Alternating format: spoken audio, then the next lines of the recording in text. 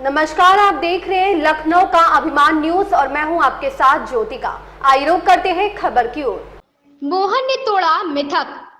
CM बनने के बाद पहली बार महाकाल की नगरी में बिताई रात। कहा, उज्जैन से ग्वालियर राजधानी ले जाने सिंधिया परिवार ने की थी राजनीति। मध्य प्रदेश के मुख्यमंत्री डॉक्टर मोहन यादव ने उज्जैन में रात गुजारकर सभी मिथक को तोड़ दिया है। उन्होंने यह भी बताया कि इस मिथक की शुरुआत यहां से हुई थी। सीएम ने कहा कि सिंधिया परिवार के द्वारा राजनीतिक रणनीति का हिस्सा बनाया गया था। उज्जैन से ग्वालियर राजधानी ले जाने के लिए सिंधिया परिवार ने राजनीति की थी। उज्जैन में सीएम मोहन ने कहा कि महाराज सिंधिया ने पॉलिटिकल घटना की थी, यहाँ से राजधानी ग्वालियर ले जाना था, इसलिए एक मंत्र फूंक गए। तब से यह मिथक चला आ रहा है, कोई भी राजा उज्जैन में नहीं रुकेगा। जाने अनजाने में उज्जैन में कोई घटना हुई थी जिसे राजनीतिक घटना महाराज सिंधिया ने बना दिया था। राजधानी को यहाँ से ग्वालियर ले गए और धीरे से यहाँ एक मंत्र फूंक गए। ये उनकी राजनीतिक रणनीति का हिस्सा था। सीएम मोहन ने खुलकर बताया कि राजा तो सिर्फ महाकाल हैं, हम सब उनके बेटे हैं और इस बार इस मिथक को तोड़ने के लिए बाबा महाकाल के उज्जैन से सीएम ने दिया और अब मेरे मुख्यमंत्री बनते ही ये मिथक भी आज टूट जाएगा। मुख्यमंत्री ने कहा कि बाबा तो जन्म देने वाले हैं। भगवान महाकाल की कोई सीमा उज्जैन नगर निगम तक नहीं है, बल्कि पूरे ब्रह्मांड में है। अगर उन्होंने एक बार आंखें टेढ़ी कर ली तो उनसे कौन बच सकता है। डॉक्टर यादव ने कहा कि बाबा पिता हैं और मैं सेवक हूँ। आपको बता दें कि भगवान महाकालेश्वर यानी बाबा महाकाल उज्जैन के राजा हैं। महाकाल से बड़ा शासक कोई नहीं है।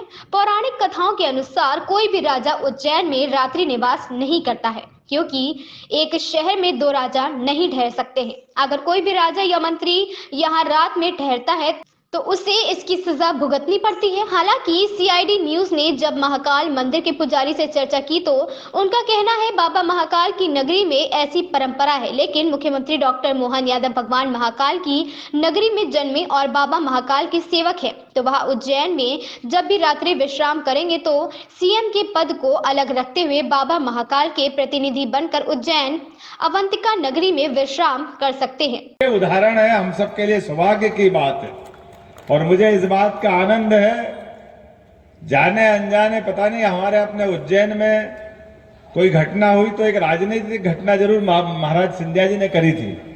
बाबा है ना यहाँ मौजूद। क्या थी बाबा पॉलिटिकल घटना कि कोई कारण से राजधानी ले जाना थी यहाँ से ग्वालियर। तो ग्वालियर राजधानी ले जाने में इच्छा तो नहीं थी, लेकिन महाराज जी चले गए, शांत हो गए। दौलत राव जी सिंधिया साहब के समय 1812 में राजधानी गई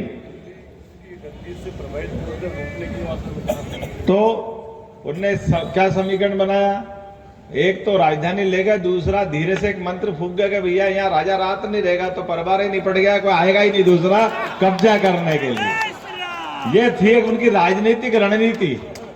अब राजनीतिक रणनीति के हिसाब से हमारे भी जाने अनजाने अपन भी कहते राजा रात नहीं रहेगा, राजा रात नहीं रहेगा।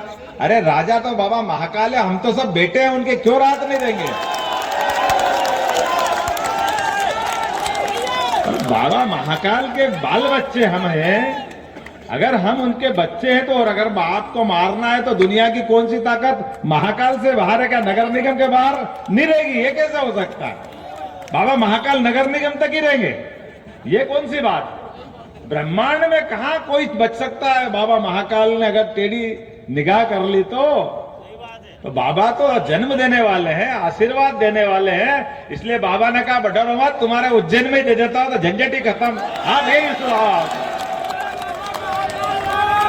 काय का डर है यार? हमने कहा बाबा को ये लोगों का डर मिटाना है। अपन खुश है कि अपन लाए, उनने कहा लाए नहीं दादा, मैं तो तुमको दे रहा हूं। इस खबर में बस इतना ही। बने रहिए लखनऊ का अभिमान न्यूज के साथ।